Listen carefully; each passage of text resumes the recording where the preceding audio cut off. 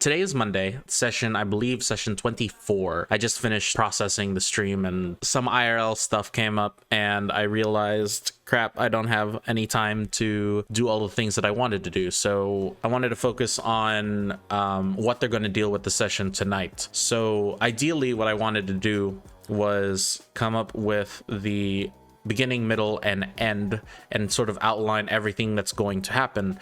But since I'm not able to do that, I'm kind of just flying by the seat of my pants, hoping they will take a lot longer than expected. It looks like the players are going to try to go from Amistad to Kaldesh, and I think that once they reach, I think they will reach Kaldesh by the end of tonight's session. So future me, let me know if I'm actually correct or not. I don't know.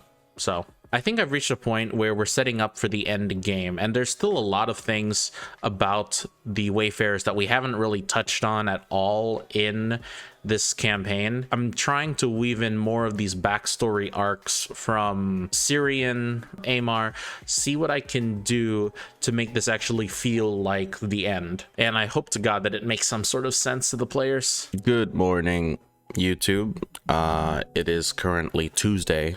I just had my D&D session last night, and overall I want to say that was probably one of the more fun sessions we had in like a while. You see, we've been stuck in this limbo of social encounters, and I didn't really think of doing this until the very end, but after it, because it was already getting late, I introduced a cutscene that the players know about, the characters don't.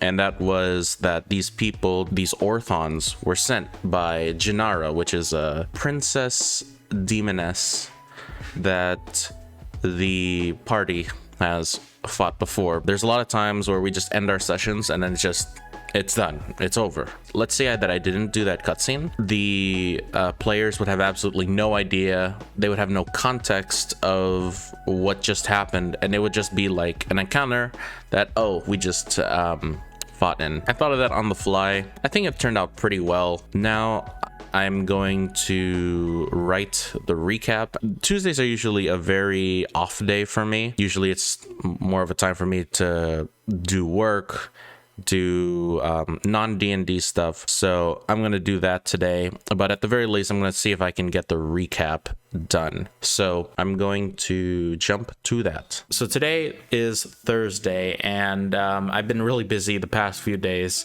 The original goal was to map out the dungeon by Monday. However, realizing that I have so much stuff on my hands, I'm actually going to use a brand new tool.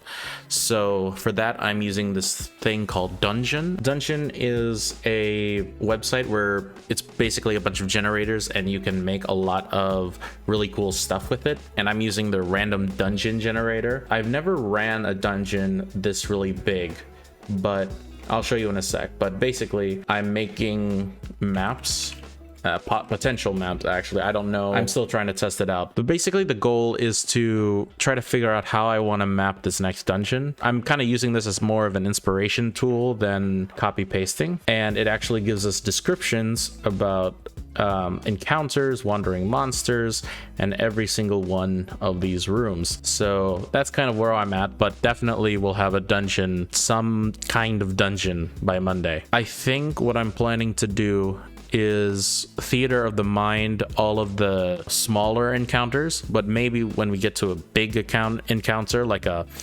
difficult or boss fight, we're gonna definitely put those in Roll20. But other than that, I don't think there's a reason to really put an easy encounter on Roll20. So that's pretty much that. Oh, by the way, on the last video, I had a comment asking me one thing, and let me pull that up. Could you make a video building a full encounter maybe? I'd find that very interesting to see how someone does that from enemies to environment, etc.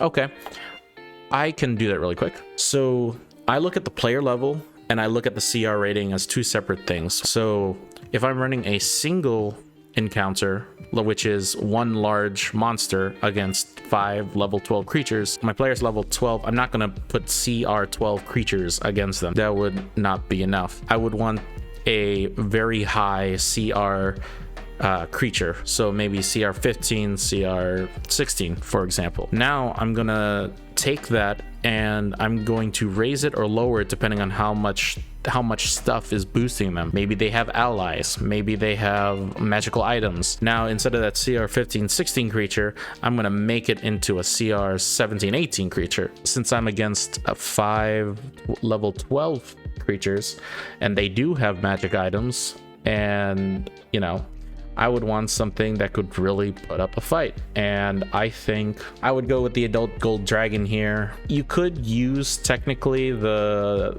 higher monsters and like change some stuff there.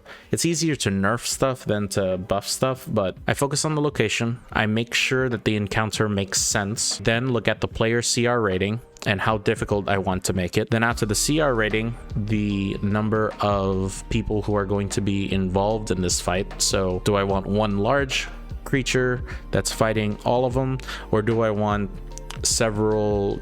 a group of people or creatures trying to put up a fight? From there, I would adjust the CR rating depending on if the players have magical items or if they have allies or some other benefits. And that's pretty much how I balanced all of my encounters. For more information about how enemies work and how the environment act, I recommend this book called The Monsters Know What They're Doing. It is a book by Keith Amman.